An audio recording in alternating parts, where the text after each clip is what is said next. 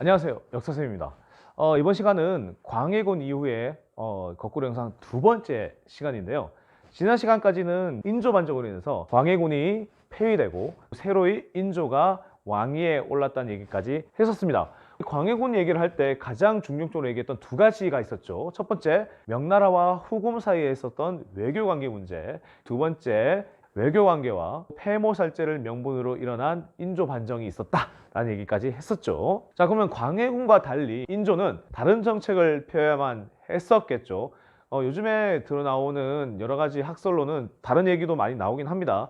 하지만 우리는 교과서를 따라서 설명해야 되기 때문에 교과서 얘기를 좀 더 해보도록 하겠습니다. 인조는 일단 1623년부터 1649년에 제위를 했던 왕이고요. 그리고 조선의 16대 왕이죠. 당시 명나라와 후금 사이를 두고 인조는 고민을 했었어야만 했습니다. 명나라는 부모의 나라라고 알려진 가장 큰 나라였고, 후금은 조선과 국경을 맞대고 있었던, 성장하고 있었던 나라였었기 때문이죠. 근데 인조는 광해군을 몰아내고 왕이 됐었던 거기도 하고, 광해군의 여러 가지 정책 중에 하나가 줄타기 외교였습니다. 명나라하고 후금 사이에 어떻게 외교를 펴냐 고민을 하고 있었던 흔적이 있었기 때문에 그때 반대하는 논리로 어떻게 부모의 나라인 명나라를 배반할 수 있느냐라는 명분으로 인조 반정을 일으켰기 때문에 당연히 자연스럽게 인조는 후금보다는 명나라에 가까운 정책을 펼 수 있었는데, 교과서에서는 이걸 뭐라고 표현하냐면요, 친명배금 정책이라고 표현합니다. 친명배금, 이렇게 할까요? 친명배금이라고 표현을 합니다. 자, 당시에 성장하고 있었던 후금 입장에서는 이 조선의 태도가 아마 못마땅했을 겁니다. 근데 이런 이유로 갑자기 쳐들어올 수는 없는 거예요. 인조 반정이 끝난 다음에 조선에는 큰 일이 하나 발생합니다. 이괄이라는 난이 전개가 돼요. 일이 터져요. 자, 이괄이라는 사람은 인조 반정이 일어났을 때 인조를 도왔던 공신 중에 한 명입니다. 특히나 이제 장군이었고 병력을 동원했던 사람이기 때문에 1등 공신을 발했던 것 같은데 2등 공신으로 책정이 됐을 거예요.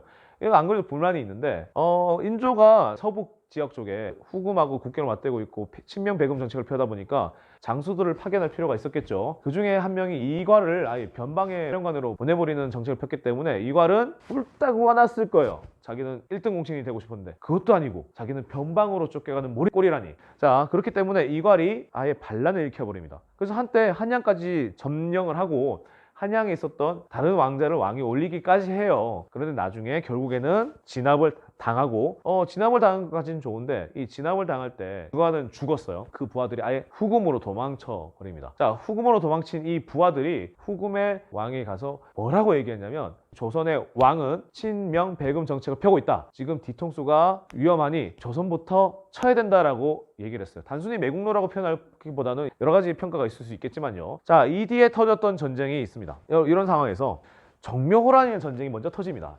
1627년에 먼저 터져요.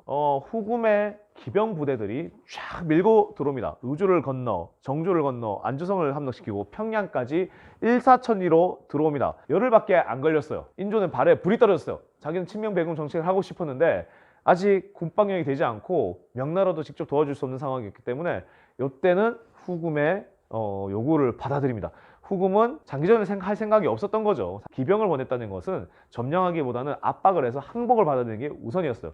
요거는 관련 단어가 아마 거란과 고려의 전쟁하고도 관련돼 있습니다. 나중에 한번 찾아보시기 바랄게요. 그래서 항복을 이제 하는데 후금에서는 요구했던 것이 이거였습니다. 명나라를 돕지 말고 우리를 도와라. 그리고 형제 관계를 맺자. 형은 당연히 조선이 아니겠죠. 내가 형을 할 테니 조선 너는 동생을 해라. 이런 식으로 협상을 합니다. 그게 항복은 아닐지언정 조선에게 굉장한 자존심의 스크래치가 됐을 거예요.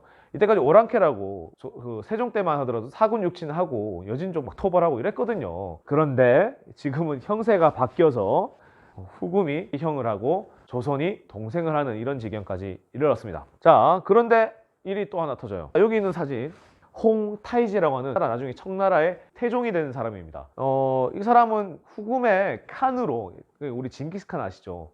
칸은 중국의 황제의 개념이 아니고 유목 민족들의 대장이라는 뜻이에요. 이제 황제급이긴 한데, 그런데 이 사람은 아예 이름을 후금에서 청으로 바꾸고, 청은 중국식 명칭이에요.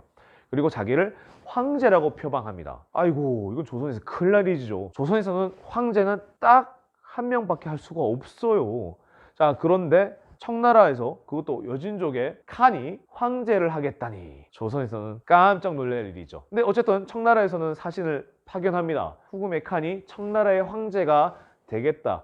그러니까 형제의 나라인 조선에서도 축하해달라라고 보냈을 거예요. 아마 뭐 두 가지 다 할 수 있겠죠. 알면서도 왔거나 아니면 진짜로 축하해 줄 줄 알거나 이렇게 해서 사신을 파견했는데 실제로 반응은 어땠을까요? 무슨 반향이 있었냐면 백성들도 지나가는 사신에게 돌을 던지고 조선 관리들도 청나라 사신을 보는 듯 마는 듯 했어요. 임금도 얘들하고 못해먹겠다. 감히 황제를 하려고 하다니!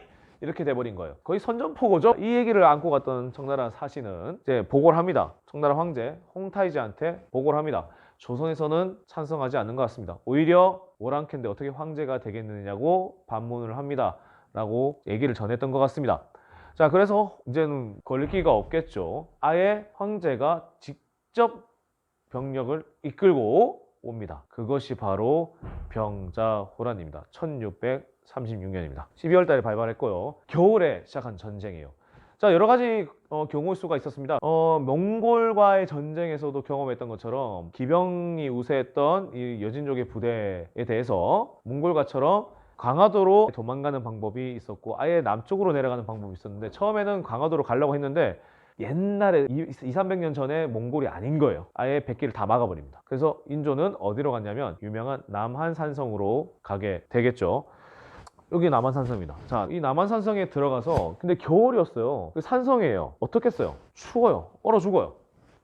자, 수많은 백성들과 수병사들이 얼어 죽고 여러 번의 전투를 했지만 몇 번의 승리만 있었을 뿐 그리고 의병들이 온다는 기대감이 있었지만 곳곳에서 차단을 당하게 됩니다. 몇 번 승리한 전가도 있긴 하지만 어쨌든 궁지에 몰린 쥐가 됐어요. 이제 황제가 직접 왔어요. 와가지고 욕을 하는 겁니다. 너 이거 전쟁 벌려진 거 너 때문이다. 네 탓이 크다. 하지만 나는 덕이 많은 황제이니까 용서해 줄게. 너 나한테 황제라고 인정하고 너 나한테 항복해. 그럼 너희 나라 살려주겠어. 다시는 명나라 따르지 마. 이렇게 하게 되고 이 요구에 대해서 조선에서도 찬성과 반대가 나타납니다. 여기 있는 사진은 김상언이라고 하는 인물이고요. 그리고 여기 있는 사진은 최명길이라고 하는 인물입니다. 이 두 사람이 청나라 황제가 요구했었던 데 대한 청나라에 대한 전쟁을 계속 벌여야 된다는 척화파 그리고 평화를 추구해야 된다라고 하는 주화파가 나뉘게 되는데 아까 말했던 두 사람이 대표적인 인물입니다. 남한산성이라는 영화에서도 잘 표현되고 있죠. 김상원이라는 사람은 척화파의 우두머리입니다.